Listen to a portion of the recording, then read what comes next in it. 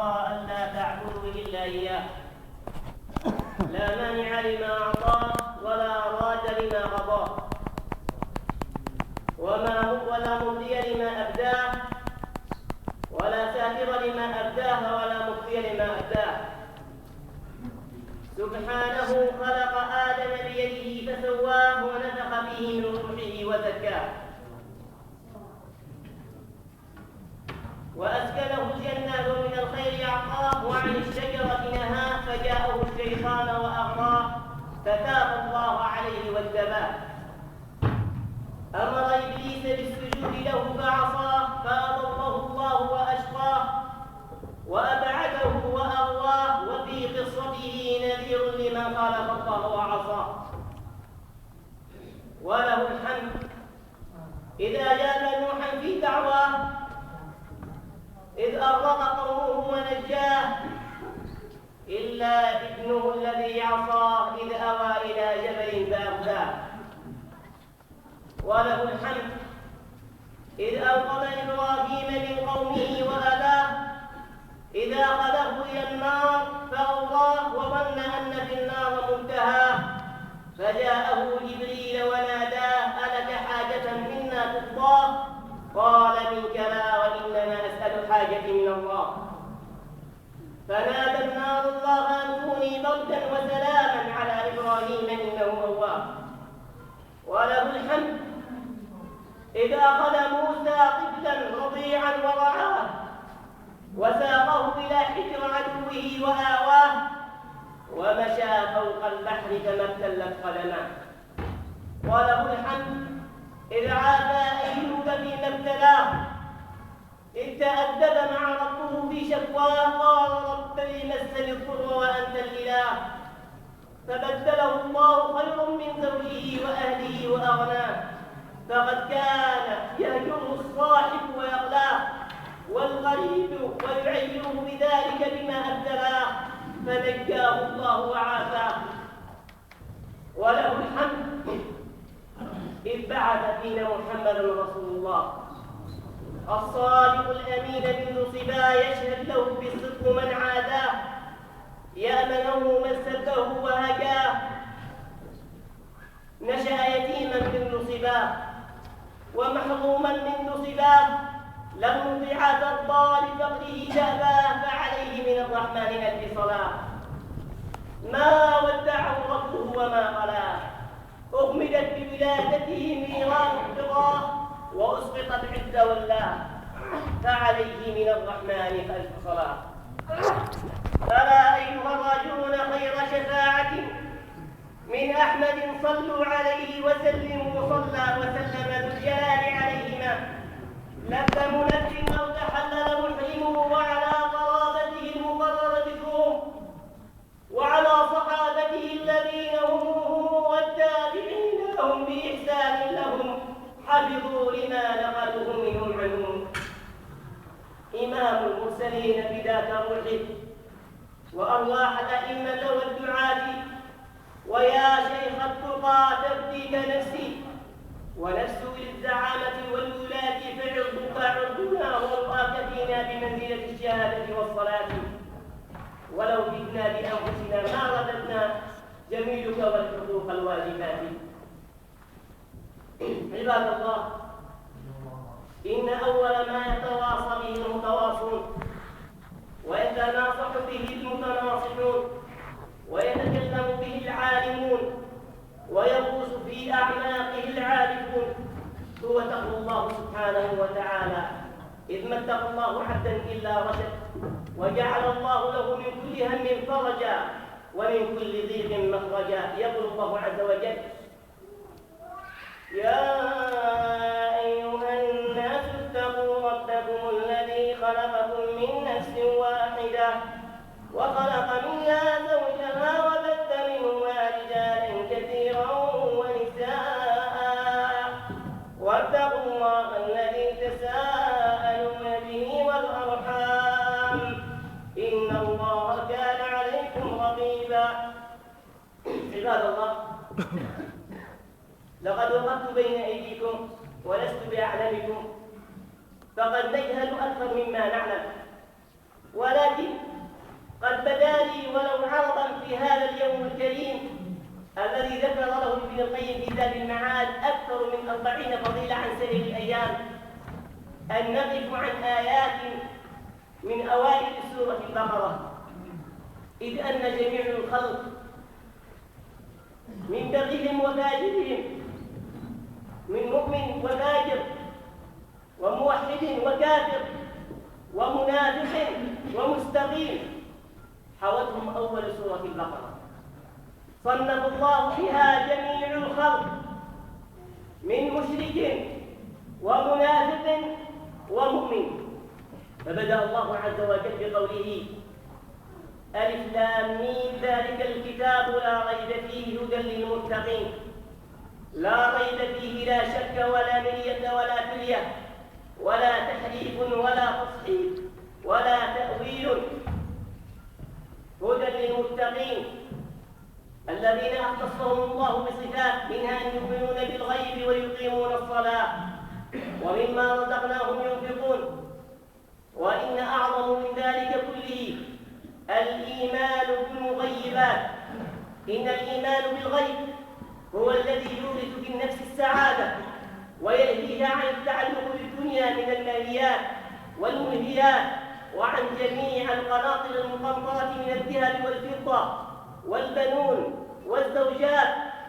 الإيمان بالغيب يجعلك عبدا تسلم نفسك وروحك لأمر الله، راضيا بأمر الله، محتسبا بقضائه، تعلم أن الله سبحانه وتعالى قد قدر لك رزقك لن يخرجه لن يأخذه غيرك، فتطمئن به نفسك. الذين يؤمنون بالغيب ويقيمون الصلاة ومما رزقناهم ينفقون أولئك على هدى من ربهم وأولئك هم المفلحون. الهداية والفلاح هو خير ما يريده العبد وخير ما يهديه الله سبحانه وتعالى لعباده. فأي أعظم وأي مزية أعظم وأي رتبة أسمى وأي جاه عندك أيها المؤمن، أي منصب وأي جاه وأي مكسب وأي عظمة وأي رئاسة خير لك من أن تكون مما قال الله عز وجل فيهم: يا عبدي. أليس هذا الأمر خير لك من هذه الدنيا، أن يختصك الله من جميع خلقه فيقول لك: يا عبدي. فمن كان عبدا لله سبحانه وتعالى فهو الأسمى وهو الأعظم وهو الأرفع وهو الأكرم من جميع الخلق. ثم إن الله سبحانه وتعالى بعدما ذكر صفة المؤمنين الذين أصطفاهم لنفسه ووعدهم بالهدى والفلاح والتقى وبالجنان، هذا الصنف المحمود في القرآن المؤمنين، ذكر الله سبحانه وتعالى طائفة أخرى: إن الذين كفروا سواء عليهم أنذرتهم أم لم تنذرهم لا يؤمنون، ختم الله على قلوبهم وعلى سمعهم وعلى أبصارهم غشاوة ولهم عذاب عظيم. فالطاق على القلوب والغلاف والغل والران الذي يطبع على القلوب أقسام، منها طابع يطبع الله به على قلوب عباده فلا يكون من المؤمنين ويتجردون عن اسم المؤمنين، ومنها طابع يطبع الله على بعض العصاة من المؤمنين، مثل قوله النبي صلى الله عليه وسلم: من ترك 3 جمعات متتاليات طبع الله على قلبه بطابع النفاق. فهنالك أعمال تجعل القلب خالصا بالنفاق، وهنالك صفات إن فعلها العبد تجعله صاحب صفة من تلك الصفات، كمثل قوله النبي صلى الله عليه وسلم: آية المنافق 3: إذا حدث كذب وإذا أوعد أخلف وإذا اؤتمن خان. فمن كانت فيه هذه الصفات الثلاث كان منافقا خالصا، ومن كان فيه صفة منها كان فيه صفة من صفات النفاق. ثم إن الله سبحانه وتعالى يبين للناس: إن الذين كفروا سواء عليهم أأنذرتهم، بينت لهم، أظهرت لهم الحجج والبراهين، آيات الله العظيمات الحجج المعجزات لا يؤمنون ولا يرجعون للحق، لأن الله قد طبع على قلبهم بطابع النفاق. فانظروا يا عباد الله، امتدح الله المؤمنين بثلاث آيات، ثم إن الله عز وجل ذكر الكفار والملاحدة والبوذيين والحلوليين والقائلون بالتناسخ وكل الفرق الكافرة الخارجة عن ملة الإسلام بقوله تعالى إن الذين كفروا سواء عليهم، ذكرهم بآيات. لكن الطامة الكبرى والداهية العظمى إن الله يذكر صنفا آخر، وهو الصنف الثالث، وهو الذي به ينقر الإسلام نخرا، وهو الصنف الذي ذكره الله سبحانه وتعالى بأكثر من 13 آية في القرآن في هذه السورة، وهم المنافقون، لأن الله سبحانه وتعالى بين أفعالهم، لأنهم بهم تنكس رايات الإسلام وينشرون في الأرض الظلام، فهم دعاة الفرقة، وهم دعاة الانحلال، وهم دعاة الملل والنحل والفرق والتحدث، وهم الذين يتظاهرون بالإسلام ليطعنون الإسلام. فكم مدعي الإسلام بريئا منه، وكم رجل يفعل فعال وهو من الإسلام والإسلام يبرأ منه.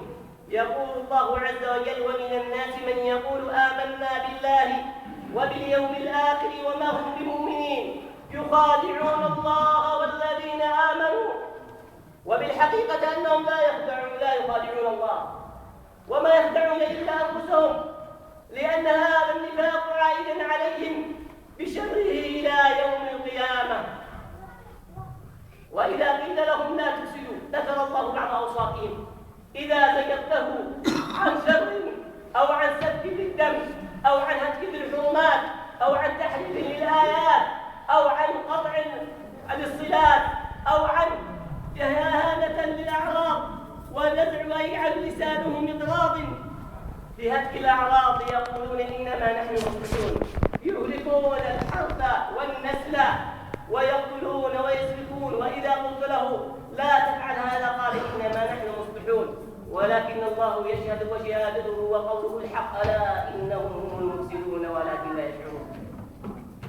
فإذا دعوتهم إلى أن يكونون إلى السلف الصالح وإلى أهل الإيمان وإلى أهل الصلاح، آمنوا كما آمن الناس، آمنوا كما آمن أهل الحق، قالوا أنؤمن كما آمن السفهاء ألا إنهم هم السفهاء ولكن لا يعلمون.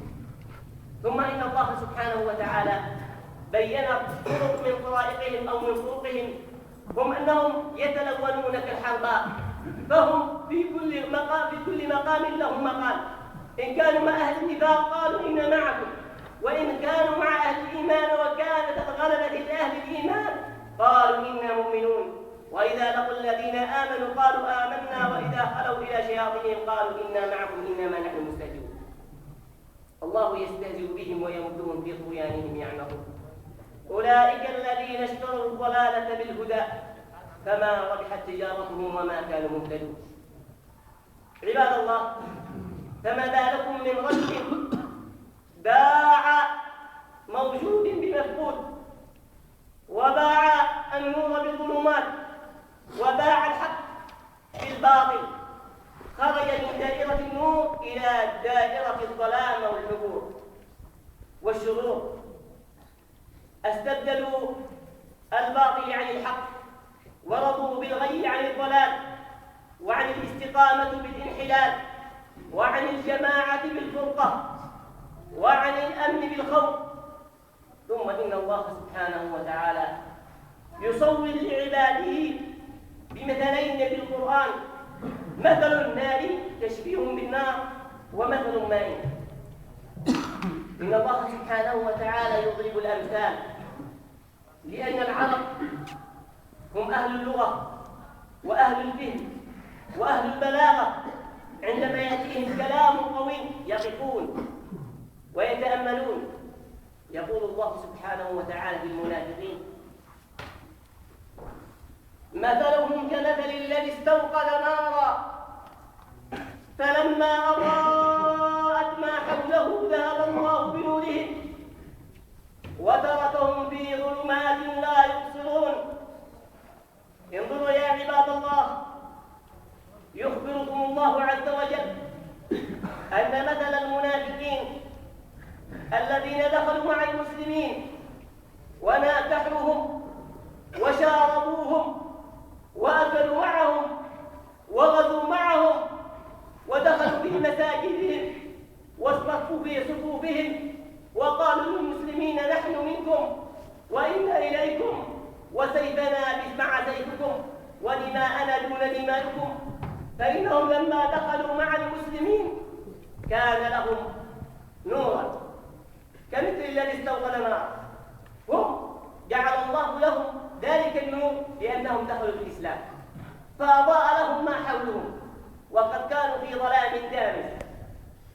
فلما نافقوا ودخل النفاق في قلوبهم ذهب الله سبحانه وتعالى عليهم بذلك النور الذي كانوا فيه فزادهم ظلام إلى ظلامهم.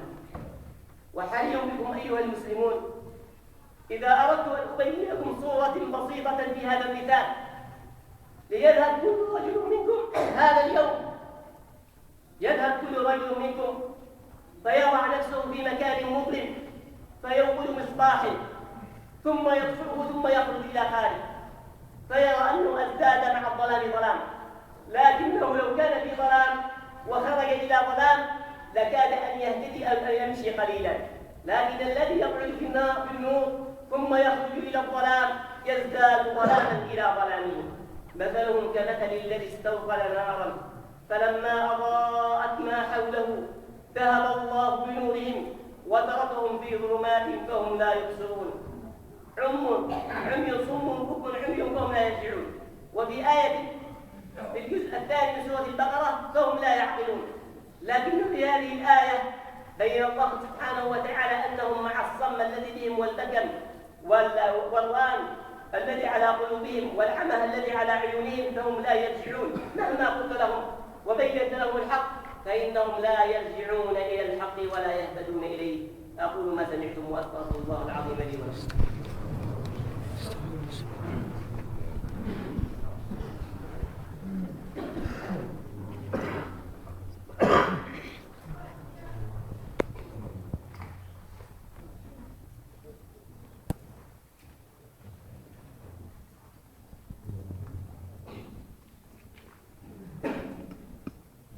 الحمد لله الذي تنزه عن الأضداد والأنداد وتقدس عن الصاحب والشريكة والأولاد والأخ.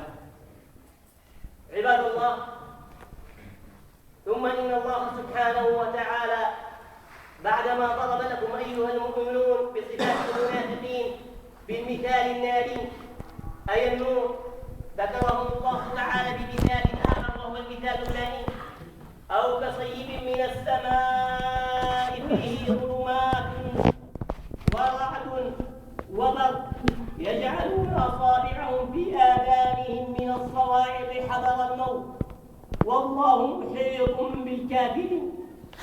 فجعل الله سبحانه وتعالى الإحاطة، يبين الله سبحانه وتعالى وقد ذكر السدين وابن قتادة وغيرهم على أنه ماذا السحاب، وذكر أكثر من أهل التفاسير على أنه المطر، والأصح في ذلك لأن الله سبحانه وتعالى ذكر الصيب بالمطر.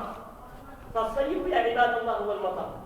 الناس عندما يأتيهم المطر يستبشرون، ثم إذا جاء بالمطر البرد والودر فإذا بهم يخافون.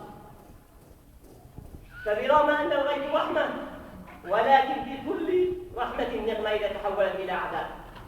فالمنافقون لما جاءهم هذا النور من النبي صلى الله عليه وسلم وهذه الهداية وهذا الإيمان الذي أنقذهم من عبادة الأوثان إلى عبادة الملك الديان الرحيم الرحمن، الله سبحانه وتعالى جعل القرآن للناس كالغيب الذي يحيي الله به القلوب.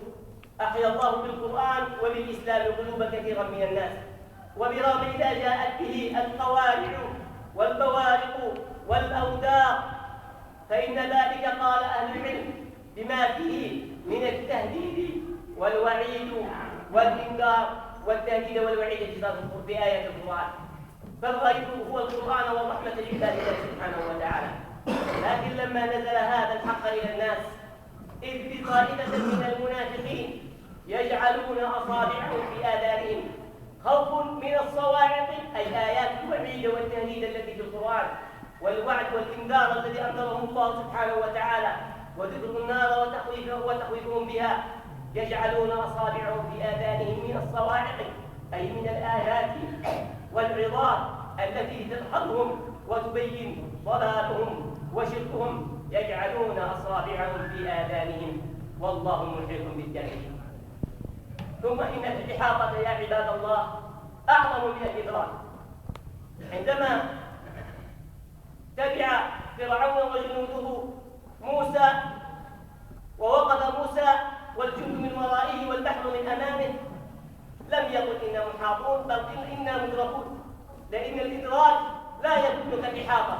الإدراك قد يكون من جانب أو من جانب الأمام أو من الخلف، ولكن في الإدراك مكانا كما جعله الله سبحانه وتعالى إذ شق لهم البحر.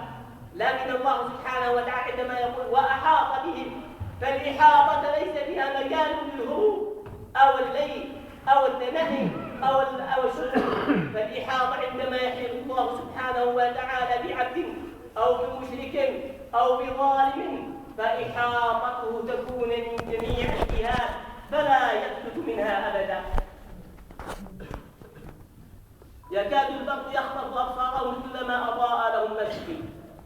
كلما تذكروا أولئك المنافقين ما كان فيه من الخير والإيمان أضاء لهم كمثل الذي يمشي بالليل، ليل مظلم مع سحاب محكم، وإذا به إذا ضرب له الود إذا به يمشي، ثم إذا ذهب الود يقف أمامه حتى يأتي، كما يقول هنا في القراء اللامع. هذا الود الذي يخرج من خلال السماء هو الذي يمشي عليه المنافقون.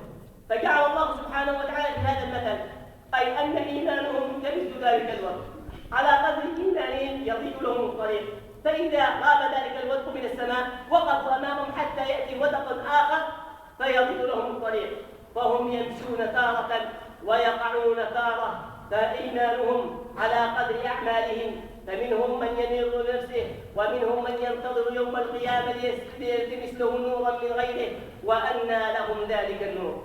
فيا عباد الله، إن النفاق لا يتوهم متوهم أو يكون ضالا منا أنه يأتي على شكل رجل تراه أمامك، فقد يكون بك خصلة من خصال النفاق، وقد يكون بك وقد يكون بغيرك وقد يكون بكثير من الناس.